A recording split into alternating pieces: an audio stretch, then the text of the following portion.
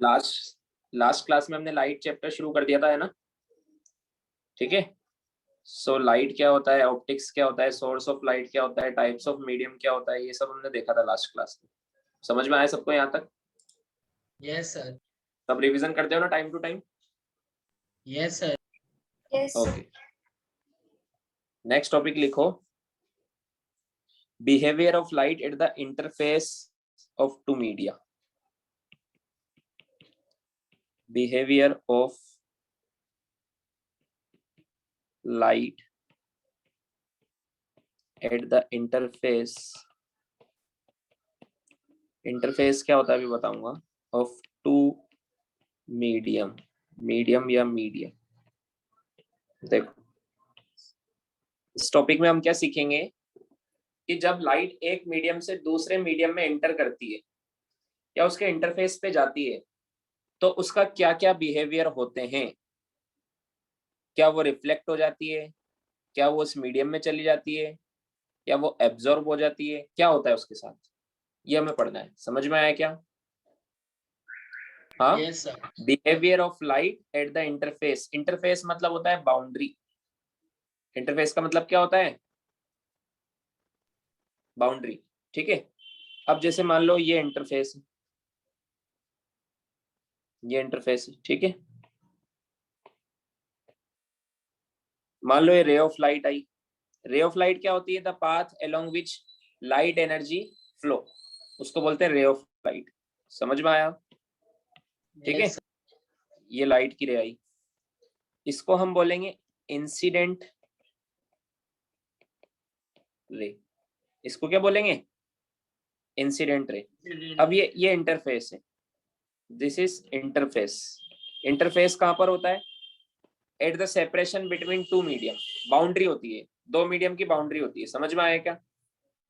है ना? अब देखो क्या होता है, जब इंटरफेस पे कुछ पार्ट ऑफ लाइट तो रिफ्लेक्ट हो जाता है, तो यहां से रिफ्लेक्ट हो जाएगा। ठीक है, ये रिफ्लेक्ट हो गया, इसको बोलेंगे रिफ्लेक्टेड रे। क्या बोलेंगे? Reflected ray. हाँ, और इस बिहेवियर को बोलते हैं रिफ्लेक्शन ऑफ लाइट। क्या बोलते हैं? Reflection of light. समझ में आया? अगर मान लो ये इस बाउंड्री के नीचे वाला मीडियम अगर ओपेक है तो लाइट को अंदर जाने ही नहीं देगा। फिर तो हमने पढ़ा था ना टाइप्स ऑफ मीडियम में, ओपेक मीडियम। Yes sir. तो पूरी की पूरी लाइट को रिफ्लेक्ट कर देगा, या हो सकता है थोड़ा बहुत एब्जॉर्ब कर ले, बट ट्रांसमिट नहीं होने देगा। समझ में आया? अगर ये नीचे वाला मीडियम ट्रांसपेरेंट मीडियम है तो कुछ पार्ट इसमें भी जाएगा फिर अंदर। समझ में आया क्या? Yes sir. तो जो इसके अंदर जो रे चली गई उसका पाथ थोड़ा सा डेविएट हो जाता है। क्यों होता है हम पढ़ेंगे आगे। समझ में आया? देखो ये यस इस पाथ पे जा रही थी बट ये थोड़ी सी डेविएट हो गई। समझ में आया? इसमें ट्रांसमिट हो गई, कुछ तो रिफ्लेक्ट हो जाती, कुछ पार्ट में भी रिफ्लेक्टेड, कुछ पार्ट अंदर ट्रांसमिट हो जाता है, तो इसको ट्रांसमिटेड रे या फिर रिफ्रैक्टेड रे बोलते हैं। क्या बोलते हैं? रिफ्रैक्टेड रे। रिफ्रैक्टेड। समझ में आया? हाँ, और कुछ पार्ट इसके अंदर सरफेस में एब्जॉर्ब हो जाता है। सरफेस के जो मॉलिक्यूल्स है उसमें एटम्स होते हैं, इलेक्ट्रॉन्स होते हैं, वो एनर्जी को ले लेते हैं लाइट की और एब्जॉर्ब हो जाते हैं, वो खुद एक्साइट हो जाते हैं। समझ में आया क्या? हाँ, यस सर। सो ये एब्जॉर्ब्ड हो गया।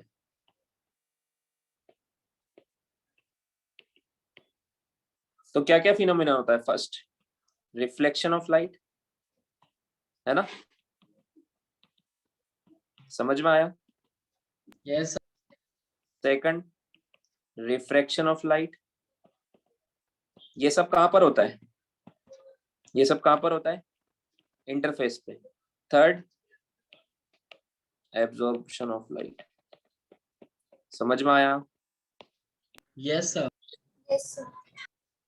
लिखो इसको।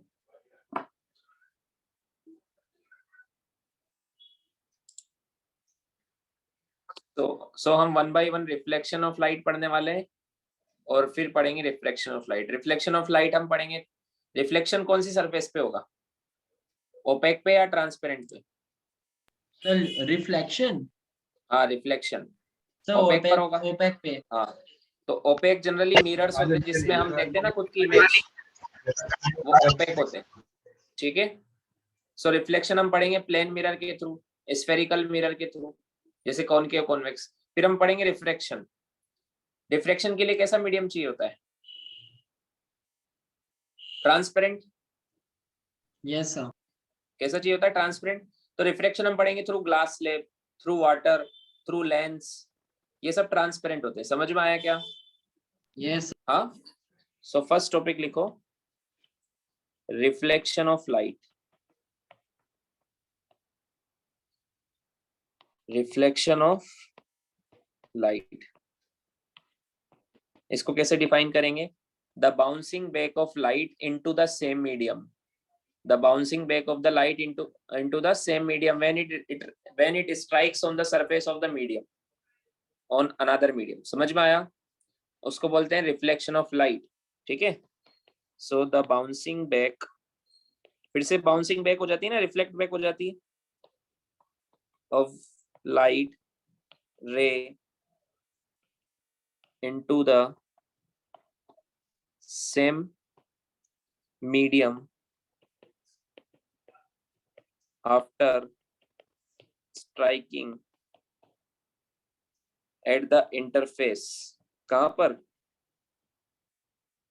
interface of two medium is called reflection of light। समझ में आया? अब जैसे Yes. मान लो ये कोई ओपेक सरफेस, ठीक है, ये कोई ओपेक सरफेस है, जैसे मिरर हो सकता है ना। अब लाइट रे इस पे आएगी, मुझे बताओ, इस पे अगर लाइट रे आई तो उधर चली जाएगी क्या उसके अंदर? उसके अंदर नहीं जाएगी, है ना। इस रे को बोलते हैं इंसिडेंट रे। इस रे को क्या बोलते हैं? Incident ray. जिस पॉइंट पर ये स्ट्राइक होती है उसको बोलते हैं पॉइंट ऑफ इंसिडेंस। क्या बोलते हैं? Point of incident. Point of incidence. और यहाँ पर अगर मैं नॉर्मल ड्रॉ करूं, ठीक है, नॉर्मल क्या चीज होता है? देखो, ये जो सरफेस है, अभी बाद में लिखो, रुक जाओ, ये सरफेस है, इस सरफेस के साथ एक ऐसी इमेजिनरी लाइन जो इस सरफेस के साथ 90 डिग्री एंगल बना रही हो। कितना बना रही है? 90 डिग्री। उसको बोलते हैं नॉर्मल। नॉर्मल का मीनिंग पता होगा आपको, 90 डिग्री होता है। सो दिस इज मतलब सर नॉर्मल। ऐसी लाइन जो परपेंडिकुलरली बाइसेक्ट करे हाँ। उस इंटरफेस वो नॉर्मल है। नहीं, बाइसेक्ट नहीं करे। जैसे ये सरफेस है, यहाँ से रे आई, ठीक है, तो रे को तो छोड़ो, जिस पॉइंट पे रे आई ना वहां पे नॉर्मल बनाऊंगा तो वो नॉर्मल ऐसा बनेगा, कुछ ऐसा बनेगा। समझ में आया? Okay sir. 90 डिग्री पर ये सरफेस है ना, जैसे मेरा हाथ सरफेस है, तो इस पे मैं नॉर्मल बनाऊं किसी भी पॉइंट पर तो 90 डिग्री पे बनेगा। किसी पे भी बना सकते हैं। कैसे बनेगा? ऐसे नहीं बनेगा टेढ़ा मेढ़ा, हमेशा परपेंडिकुलर बनेगा। समझ में आया? इसको क्या बोलते यस हैं? सर। यस नॉर्मल बोलते हैं। समझ में आया? N is normal. Yes sir. So ये नॉर्मल कहां पर बनाएंगे हम? जहां पर रे स्ट्राइक होगी, जहां पॉइंट ऑफ इंसिडेंस पर। इस पॉइंट को क्या बोलते हैं? इस पॉइंट को point of Point of incidence, है ना। Point of अभी नॉर्मल incidence. क्यों बनाते हैं? इससे हमें एंगल ऑफ इंसिडेंस पता लगेगा। This is angle of incidence, I. Angle of incidence is the angle between incident ray and normal, is called angle of incidence। angle between incident ray and normal is called angle of incidence। समझ में आया? आवाज आ रही है सबको? Yes sir. हाँ sir तो answer दो, मैं क्वेश्चन पूछूंगा। Define angle of incidence. Define angle of incidence. The angle between the normal and incident ray is called as angle. Yes. अब जब ये रिफ्लेक्ट होगी इधर से,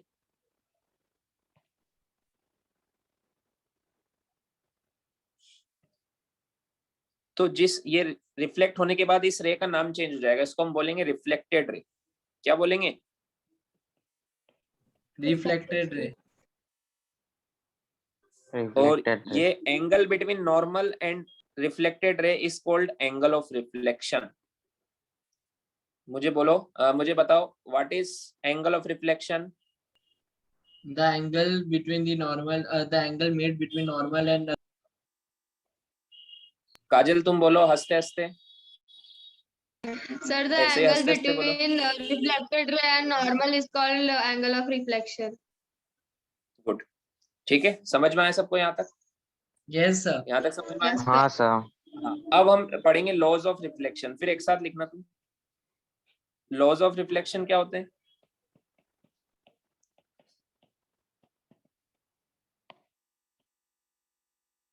इंपॉर्टेंट है। फर्स्ट लॉ क्या बोलता है कि ये एंगल ऑफ इंसिडेंस जो होता है,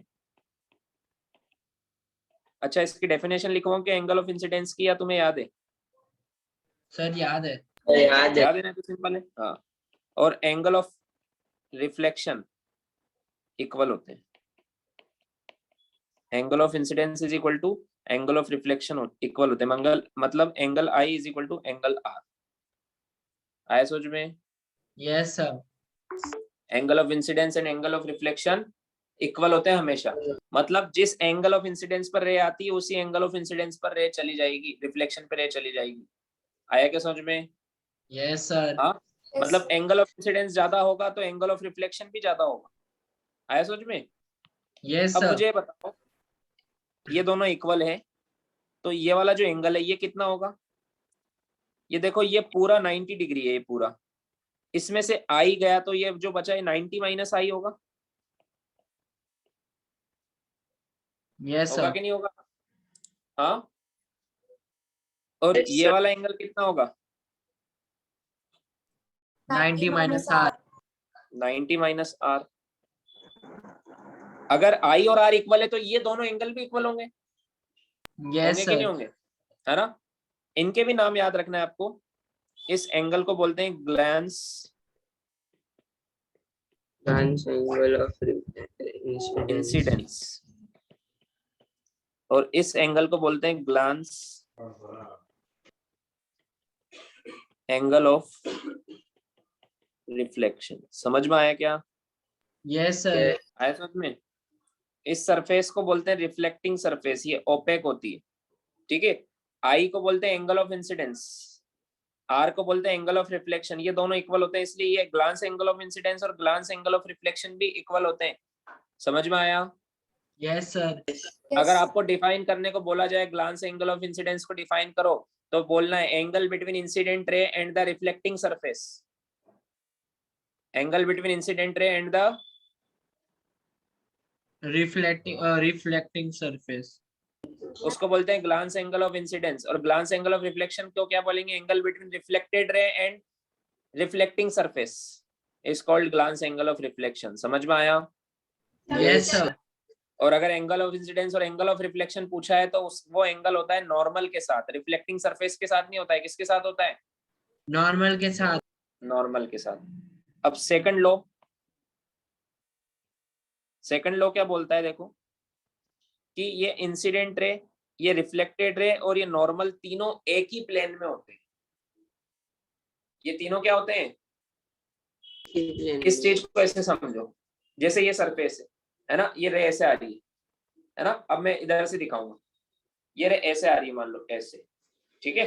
रिफ्लेक्ट होके ये ऐसे चली जाएगी, जिस लाइन पे आई थी ना, जिस प्लेन में, उसी प्लेन में ऐसे चली जाएगी। ऐसे नहीं, ऐसे आई और फिर इधर चली गई, ऐसे नहीं होगा।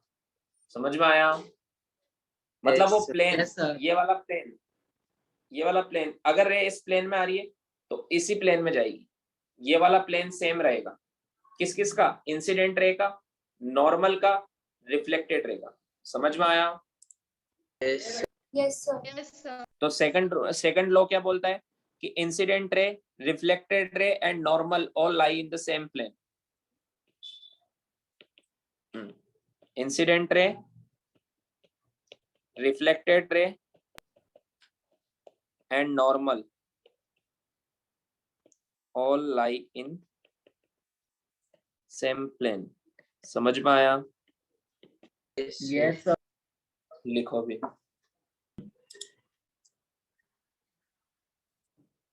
अब देखो, अगर कहीं लिखा हुआ है नॉर्मल इंसिडेंस, इसका मीनिंग क्या होता है? देखो, नॉर्मल इंसिडेंस का मीनिंग होता है ray of light reflecting surface के परपेंडिकुलर आ रही है। कैसे आ रही है?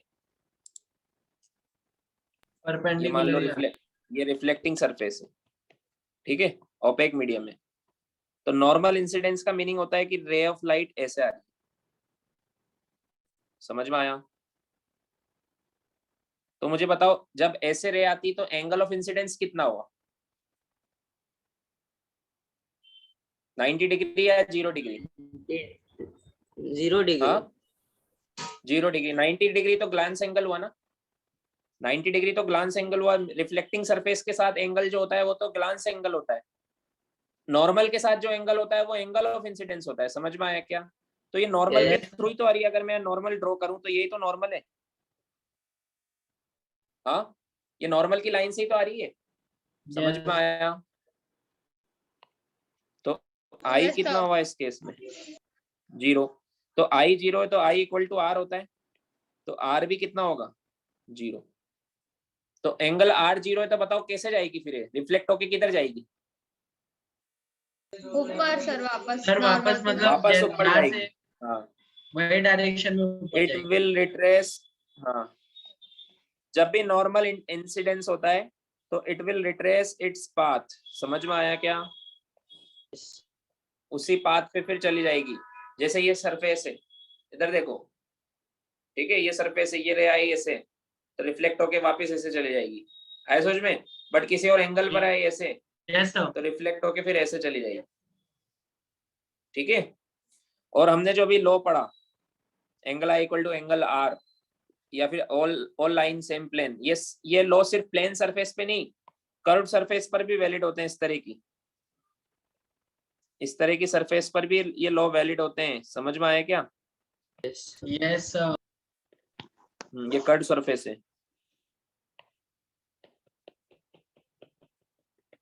तो इसमें भी angle I equal to angle R होता है। जैसे ये रे आई मान लो और ये ऐसे चली गई, तो यहाँ पर अगर मैं नॉर्मल बनाऊंगा तो यहाँ पर भी angle I equal to angle R होगा।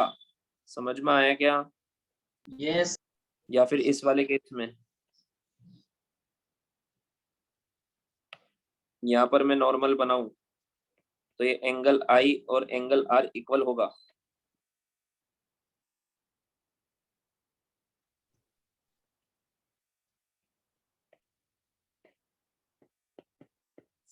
मतलब यहाँ पे एक पॉइंट नोट करके लिख लो, laws of reflection are valid on curved surface also. समझ में आया? Yes sir. लिख लो। अब देखो, कोई भी ऑब्जेक्ट हमें दिख रहा है, जैसे मुझे वॉल दिख रही है, ठीक है, ये माउस दिख रहा है ना, ये ऑब्जेक्ट दिख रहा है, हम चारों तरफ देख रहे हैं। ये हमें क्यों दिखता है? Because of reflection of light. क्यों दिखता है हमें? Reflection because of, Reflection of light. है ना, बिकॉज ऑफ जब भी कोई ऑब्जेक्ट से रे रिफ्लेक्ट होकर हमारी आई में आती है, देखो कंसेप्ट सिंपल सा, अगर किसी ऑब्जेक्ट से रिफ्लेक्ट होके पहले रे उस ऑब्जेक्ट पर जाएगी, उससे रिफ्लेक्ट होके हमारी आई में आएगी, तो हमें ऑब्जेक्ट दिखेगा। जैसे मेरे पीछे वाले ऑब्जेक्ट से रिफ्लेक्ट होके आई रे मेरे आई में नहीं आ रही, यहाँ आ रही है पीछे, तो मुझे नहीं दिखेगा, आईज में आना चाहिए। अगर मुझे मेरे पीछे का ऑब्जेक्ट देखना है तो पीछे मेरी आई को पीछे टर्न करना पड़ेगा। समझ में आया क्या? तब जाके वो रिफ्लेक्ट होके मेरी आईज में आएंगी, तो मुझे ऑब्जेक्ट दिखेगा, है ना। अगर ऐसा होता तो हमें चारों तरफ दिखता, तो आई में आना चाहिए रेस, तो हमें ऑब्जेक्ट दिखता है। तो क्यों दिखता है? Because of reflection of light. समझ में आया? Yes sir. अब हमारे घर में मिरर लगा होता है, अलमीरा पे, या फिर अलग से मिरर होता है वॉशरूम में होता है, उसमें हमें हमारी इमेज दिखती है। उसमें भी तो रिफ्लेक्शन होता है कि नहीं होता है? होता है सर। हाँ, रिफ्लेक्शन से ही तो इमेज दिखती है हमें हमारी, है ना। समझ में आया क्या? तो फिर रिफ्लेक्शन तो यहाँ पर भी हो रहा है, मुझ में भी हो रहा है, सब में हो रहा है, तो इनमें तो मुझे इमेज दिख नहीं रही है। मिरर के रिफ्लेक्शन में ऐसी क्या बात है जो उसमें इमेज दिखती? समझ में आया क्या? तो कहने का मतलब है दो तरह के रिफ्लेक्शन होते हैं। There are two types of हाँ, रिफ्लेक्शन। आया समझ में? कितने टाइप के रिफ्लेक्शन होते हैं? 2 types. टू टाइप्स के। एक ऐसा रिफ्लेक्शन होता है जिसमें हमें खुद की इमेज दिखाई देती है, जैसे मिरर पे रे ऑफ लाइट गई है ना, वो हमारी आंखों में आई, या फिर हमसे टकरा के रे ऑफ लाइट मिरर में गई, फिर वो हमारी आंखों में आई, तो हमें इमेज दिखेगी। समझ में आया क्या? खुद की। But Yes. ऐसा बाकी ऑब्जेक्ट में नहीं होगा। अगर सब में होता तो सभी मिरर होते, चारों तरफ इमेज दिखती, ऑब्जेक्ट तो दिखते ही नहीं। समझ में आया क्या? Yes, है sir. ना? अगर सभी ऑब्जेक्ट अगर इमेज बना देते, सारे रिफ्लेक्शन अगर इमेज बनाते, तो हमें इमेज ही इमेज दिखती और कुछ नहीं दिखता। आया समझ में? Yes, sir. ठीक है। हाँ, तो सर। एक रिफ्लेक्शन तो ऐसा होता है जो इमेज बनाता है, और एक रिफ्लेक्शन ऐसा होता है जिससे हमें दुनिया देखने को मिलती है। समझ में आया? हाँ। Yes, sir. सो इन दोनों रिफ्लेक्शन के नाम होते हैं रेगुलर और इरेगुलर रिफ्लेक्शन। प्लेन मिरर में जो आपने देखा होगा, रिफ्लेक्शन से इमेज ऐसी सरफेस पे दिखती है जो बहुत स्मूथ, बहुत ही ज्यादा स्मूथ हो, जैसे स्पून पे भी दिखती है। दिखती है कि नहीं दिखती है स्पून पे? Yes, है sir. ना? बट जो रफ सरफेसेस होती है उनपे कभी इमेज नहीं दिखेगी आपको। Yes sir. है ना? आप कोई भी सरफेस को एकदम पॉलिश कर करके एकदम स्मूथ चिकना बना दो, उस पे इमेज दिखने लग जाएगी। बोलते हैं ना मिरर पॉलिश। क्या बोलते हैं?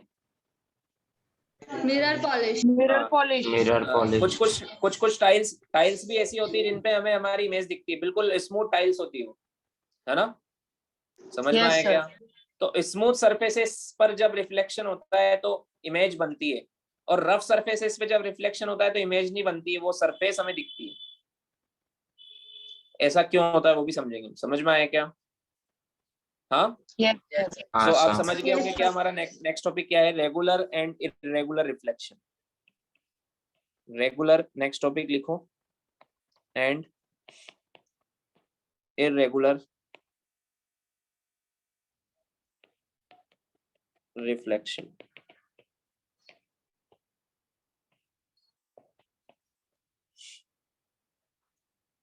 ठीक है। सो फर्स्ट हम देखेंगे रेगुलर रिफ्लेक्शन। रेगुलर रिफ्लेक्शन वो जिससे इमेज बनती है। क्यों बनती है वो देखेंगे अभी। इमेज फॉर्मेशन हम प्लेन मिरर का, स्फेरिकल मिरर का, सबका बाद में देखेंगे।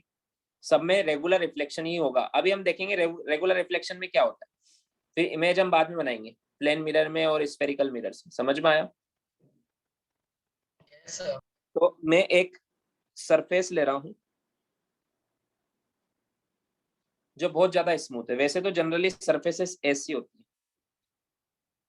इस तरह की इरेगुलर होती है, बट हमने क्या किया, इसको पॉलिश कर करके इसकी इरेगुलरिटी को हटा दिया। समझ में आया क्या? एकदम स्मूथ बना दिया। आया समझ में? तो Yes, ये sir. स्मूथ सरफेस है। ये कैसे सर, जैसे मिरर को टच करके देखा आपने, एकदम स्मूथ होता है। देखा है कि नहीं देखा? Yes, sir. Yes, sir. तो ये स्मूथ सरफेस है। अब जनरली जब रेज आती है तो सन से या जहां से भी रेज आ रही है, जनरली सारी पैरेलल आती है एक दूसरे से। कैसी आती है? पैरेलल।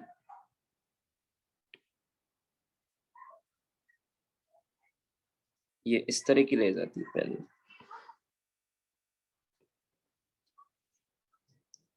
ठीक है, ये रेज आ रही सारी पैरेलल रेज आ रही है ना? अब इनका रिफ्लेक्शन का होगा। अब ये जिधर जाएगी वो बनाने के लिए मुझे नॉर्मल बनाना पड़ेगा, उसके हिसाब से angle of incidence is equal to angle of reflection दिखा के मैं बना दूंगा। ऐसे बनाते हैं। समझ में आया क्या? तो मैं क्या करूंगा, Yes, sir. मैं नॉर्मल बनाऊंगा। जैसे ये इसका नॉर्मल है, ये यहाँ पर नॉर्मल है, ये यहाँ पर नॉर्मल है, ये ना यहाँ पर नहीं। देखो सारे एक दूसरे के पैरेलल होंगे, सारे नॉर्मल एक दूसरे के पैरेलल होंगे कि नहीं होंगे, क्योंकि सब सरफेस के परपेंडिकुलर है। ऐसे एक नॉर्मल ये, दूसरा नॉर्मल ये, तीसरा नॉर्मल ये, चौथा नॉर्मल ये। समझ में आया क्या? Yes. सब एक दूसरे के पैरेलल होंगे, और रेज भी पैरेलल है सब एक दूसरे के। तो मुझे बताओ, ये एंगल ऑफ इंसिडेंस सबका सेम ही होगा ना? Yes, sir. सेम होगा कि नहीं होगा? तो एंगल ऑफ रिफ्लेक्शन भी सबका सेम होगा कि नहीं होगा? Yes, sir. Yes, sir. तो सब रेस कैसे जाएंगी, पैरेलल जाएंगी कि नहीं जाएंगी सारी rays? Yes, sir. Yes, sir. सारी रेस पैरेलल जाएंगी। समझ में आया क्या? Yes, sir. सो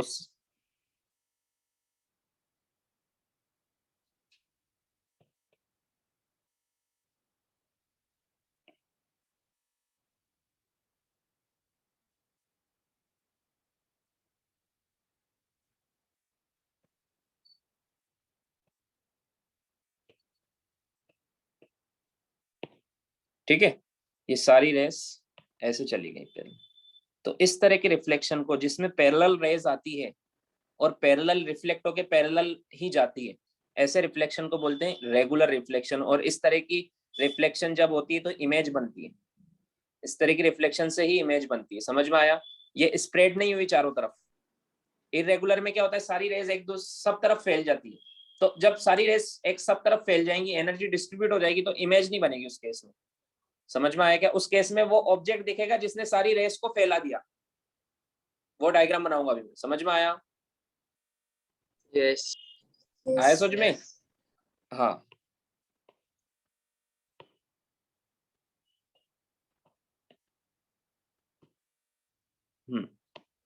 सो ये तो रेगुलर रिफ्लेक्शन हो गया। अब दूसरा देखते हैं, इरेगुलर रिफ्लेक्शन।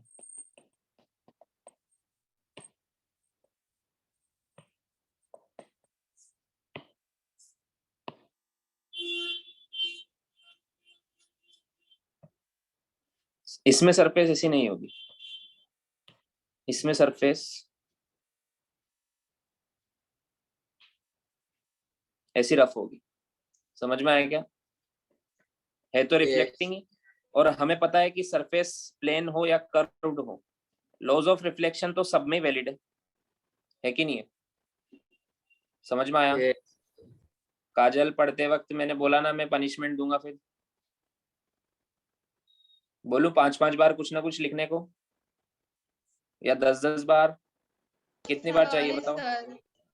Sorry. अरे रुद्र, तुम क्या बोल रहे हो? तुम भी कुछ कर रहे हो क्या?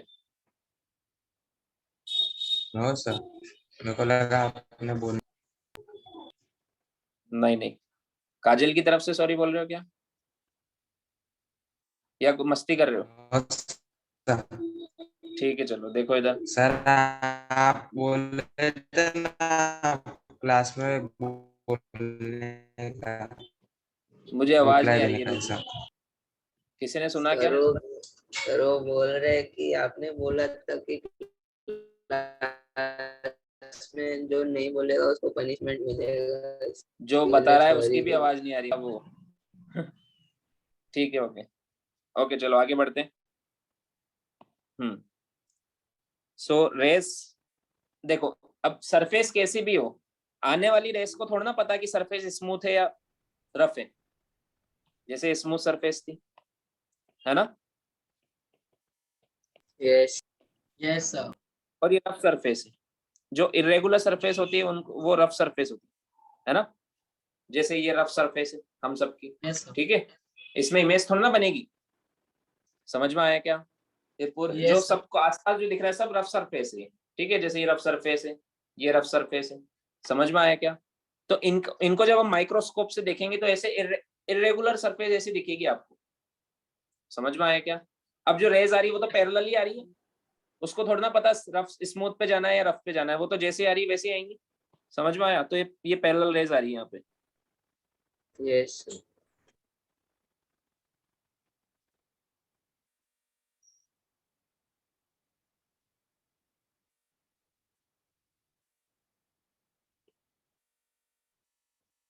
ये पैरेलल रेज आई, ये सारी इंसिडेंट रहे, सब एक दूसरे के पैरेलल है।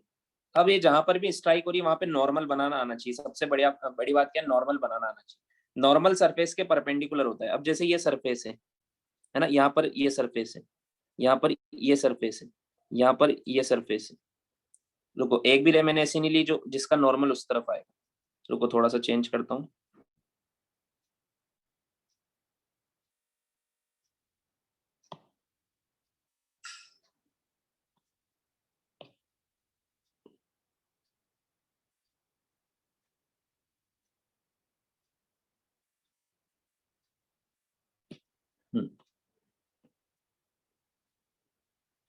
देखो ये तो नॉर्मल ऐसा बनेगा इसके परपेंडिकुलर, ऐसा, और यहाँ पे नॉर्मल बनाओगे तो यहाँ पे नॉर्मल ऐसा बनेगा। समझ में आया क्या? हाँ, आया समझ में? Yes, sir. आवाज आ रही है ना Yes, सबको? यहाँ पे नॉर्मल बनाओगे तो, सॉरी, यहाँ पे नॉर्मल बनाओगे तो ऐसा बनेगा, और यहाँ पे नॉर्मल बनाओगे तो ऐसा बनेगा। आया समझ में? अब देखो, अब angle of incidence equal to angle of reflection तो होगा, क्योंकि लॉज ऑफ रिफ्लेक्शन तो वैलिड है सब जगह। तो यहाँ पे एंगल ऑफ इंसिडेंस इतना है, तो इतने ही एंगल पर रे चली जाएगी ऐसे। समझ में आया क्या? Yes, sir. है ना? अब ये वाली रे, यहाँ पे देखो ये एंगल ऑफ इंसिडेंस कितना ज्यादा है, ये वाला ज्यादा है ना बहुत, Yes, sir. सेकंड वाली का, तो इसका एंगल ऑफ रिफ्लेक्शन भी बहुत ज्यादा होगा। समझ में आया? Yes, sir. ये से चली गई, ठीक है। अब यहाँ पर देखो इसका, ये किधर जाएगी देखना, जितना एंगल ऑफ इंसिडेंस है ना नियरली उतना ही ले रहा हूं मैं, सेम टू सेम, ठीक है। सो ये ऐसे चली जाएगी,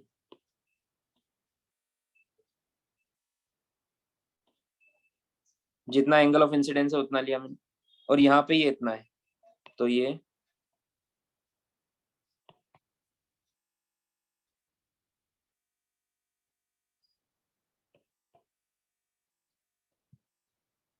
ऐसे। तो देखो सब फैल जाती है, एक पैरेलल गई क्या, जैसे ऊपर वाले में गई थी? No, sir. no, sir. Spread हो गई इसमें। इसमें तो रिफ्लेक्टेड रे जो थी, रेगुलर में जो रिफ्लेक्टेड रे थी वो भी पैरेलल, पैरेलल बीम बोलते हैं इनको, समझ में आया? पैरेलल बीम के फॉर्म में गई, और इसमें जो रिफ्लेक्टेड रेज है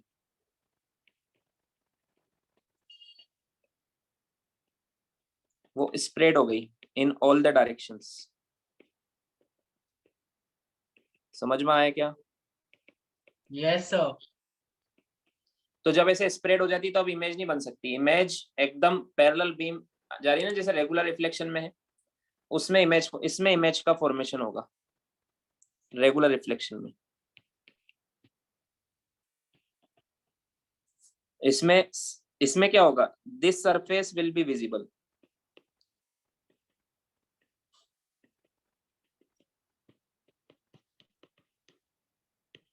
इसमें तो इमेज विजिबल होगी, इसमें तो ये सरफेस विजिबल होगी। समझ में आया? जैसे ये रेज रिफ्लेक्ट वहां इससे रिफ्लेक्ट होकर मेरी आईज में आ रही, तो ये सरफेस मुझे दिख रही है। समझ में आया क्या?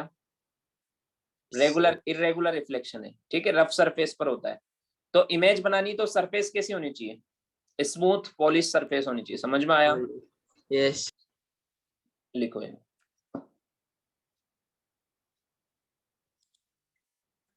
तो इरेगुलर रिफ्लेक्शन में रेज स्केटर्ड हो जाती है अलग अलग डायरेक्शन में। समझ में आया? उससे इमेज नहीं Yes. बनती, लेकिन उसी से तो हमें दुनिया दिख रही है। एक्चुअल में इरेगुलर रिफ्लेक्शन ही तो ज्यादा इंपॉर्टेंट है। खुद की शक्ल नहीं देखोगे तो क्या फर्क पड़ेगा, बट दुनिया तो दिखनी चाहिए। समझ में आया? Yes, sir. हाँ। Yes. सो इरेगुलर रिफ्लेक्शन की वजह से हम चारों तरफ हर चीज देख पाते हैं, ठीक है। अगर मान लो सारे ऑब्जेक्ट रिफ्लेक्ट करना बंद कर देते, एब्जॉर्ब करने लग जाते बस, तो कोई भी रे अपने से रिफ्लेक्ट नहीं करता, तो हमें कुछ नहीं दिखता फिर। समझ में आया? Yes, sir. Yes, sir. मैं आपको आगे और बताऊंगा कि जिस कलर, जैसे कोई ऑब्जेक्ट ब्लू कलर का दिख रहा है, मतलब वो ब्लू कलर को रिफ्लेक्ट कर रहा है, बाकी सारे कलर उसने एब्जॉर्ब कर लिए। समझ में आया क्या? Yes. कोई रेड कलर का दिख रहा है, मतलब उस रेड कलर को रिफ्लेक्ट कर रहा है, बाकी सब उसने एब्जॉर्ब कर लिए। ऐसे मिक्स कलर के भी दिखते हैं, तो वो दो तीन कलर ऐसे इस तरह से मिक्स करके रिफ्लेक्ट करते हैं कि कुछ अलग कॉम्बिनेशन ऑफ कलर बन जाता है। समझ में आया? Yes, sir. Yes, sir. लिखो।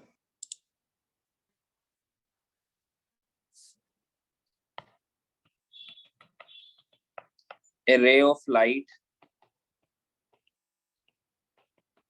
incident at an angle of 25 degree with the plane mirror. Find angle of reflection.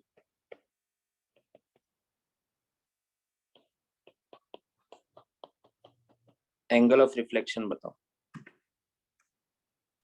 Yes, sir. 75 degree नहीं होगा। देखो इधर ये कौन सा एंगल गिवन है? ये ग्लांस एंगल है या एंगल ऑफ इंसिडेंस है, मुझे ये बताओ पहले। Glance angle. ग्लैंस हाँ, ये मिरर के साथ गिवन है ना, ये मिरर Yes. मतलब रिफ्लेक्टिंग सरफेस, तो ये ग्लांस एंगल गिवन है, ठीक है। Yes. ये वाला एंगल 25 डिग्री, तो एंगल ऑफ इंसिडेंस कितना होगा मुझे बताओ। 25 degree. अरे 65 Sir, होगा शिखर। 65. 65 होगा 90 सर। से minus, 25 रहेगा. समझ में आया। 90 माइनस 25 हो जाएगा। तो रिफ्लेक्टेड रे कितने एंगल पर जाएगी? I इक्वल टू 65 है तो R भी 65 होगा, समझ में आया। Yes, तो ये sir. क्वेश्चन मैंने जो कराया सिंपल क्वेश्चन है, जरूरत नहीं थी, बट बच्चे जल्दबाजी में मिस्टेक कर देते हैं, इसको I ले लेते तो R भी ये टिक कर देते। समझ में आया क्या? Yes. यस तो सर। पढ़ के देखना है आपको, एंगल किसके साथ गिवन है, ग्लांस एंगल है या फिर एंगल ऑफ इंसिडेंस है, समझ में आया। Yes sir. एक और क्वेश्चन करते हैं।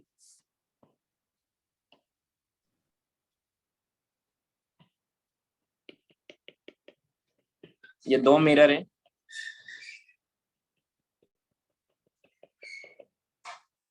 इनके बीच का एंगल हमें बताना है। If after second reflection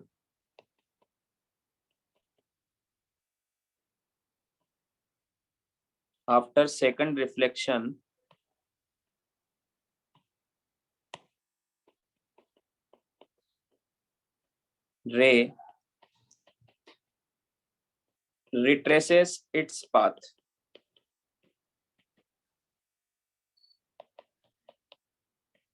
then find angle between mirrors.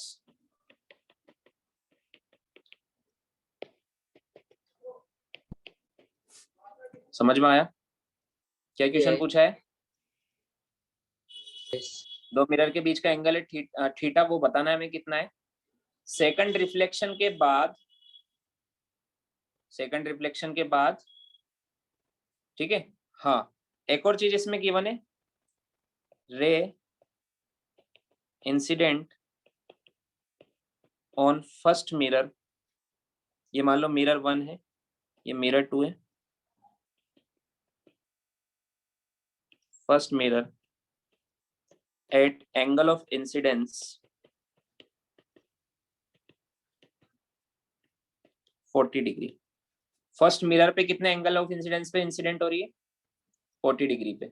और सेकंड मिरर से रिफ्लेक्ट होके रिट्रेस हो रही है फिर से। समझ में आया? Yes. तो हमें एंगल बिटवीन मिरर बताना है। ट्राई करो, सोचो थोड़ी सी। सर आपने एंगल ऑफ इंसिडेंस 40 लिखा है कि 10 लिखा है? 40 डिग्री है, 40 डिग्री है। करेंगे, डायग्राम बनाना पड़ेगा इसके लिए। जैसे मान लो ये रे ऐसे आई इस पे, ठीक है, और इससे रिफ्लेक्ट होकर इस पर कैसे गई होगी? कब रिट्रेस कब होती है रे? जब भी नॉर्मल इंसिडेंट होता है हाँ, तो. जब नॉर्मल इंसिडेंट हो, मतलब यहाँ पर ग्लांस एंगल 90 डिग्री हो। समझ में आया? सर तो ग्लांस यहाँ से एंगल ऑफ ऐसा है। रिफ्लेक्शन भी 90 डिग्री होएगा. हाँ, ये दोनों एंगल 99, तो ये परपेंडिकुलर है। ये देखो ये सरफेस इसकी, ये मिरर से टकराई और ऐसे इधर आई, तो इस पे अगर परपेंडिकुलर आएगी तो वापस ऐसे चली जाएगी, रिट्रेस हो जाएगी। समझ में आया? Yes sir. और यहां से ये वापस आएगी, ठीक है। इधर देखो ये नॉर्मल है, तो जिस एंगल पे ये गई थी उसी एंगल पे वापस आएगी, तो उसी एंगल पे वापस जाएगी, मतलब पूरा देखो इसका पाथ कैसा होगा, ये रे ऐसे आई, यहाँ आई, फिर यहाँ से आई, फिर ऐसे चली गई, रिट्रेस होगी। समझ में आया क्या? यस आया समझ में? तो Yes. ये एंगल हमें गिवन है 40 डिग्री, तो ये भी 40 होगा, तो ये कितना होगा? 50 देखो फिर से देखो, ये 40 है, तो ये angle I equal to angle R होता है, ये 40 है तो ये भी 40, ये देखो मैंने Yes. गिवन है ना 40, फर्स्ट मिरर के साथ एंगल ऑफ इंसिडेंस है 40 डिग्री, तो यहाँ 40 लिख दूं, यस ये 40, हाँ तो sir. Angle of reflection first mirror पे ये एंगल ऑफ, ये भी 40, तो ये वाला एंगल कितना होगा? 50 ग्लास एंगल। यस सर ये 90 कैसा आया हाँ। समझ में आया? ये वाला 90 Yes. कैसा आया समझ में आया? यस क्योंकि इस वाले मिरर पे 90 डिग्री पे जा रही है, तभी तो वापस आएगी, रिट्रेस तभी तो होगी। समझ में आया? यस हाँ जी सर। अब इस ट्राइंगल में देखो, कौन सा ट्राइंगल? ये वाला ट्राइंगल, तीनों एंगल का सम कितना होता है? 180, तो क्या लिखूंगा मैं? 180. Theta plus 180 50 plus 90 is equal to 180, तो 90 प्लस 51 40 140, तो थीटा आएगा 180 माइनस 140, minus 40 डिग्री 40 डिग्री 40 आएगा। थीटा 40 समझ में आया क्या? Yes Yes. हाँ सर। समझ में आया कि नहीं आया? लिख लो, हाँ सर आया। लिख लो।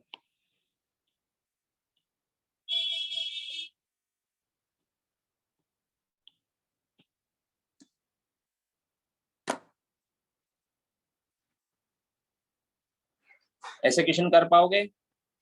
Yes Yes. थोड़ा सा सोच के एंगल लॉज ऑफ रिफ्लेक्शन लगा के किया है, ट्राइंगल के रूल्स लगा के किया है, ट्रिग्नोमेट्री लगा के किया है। समझ में आया? Yes Yes, sir.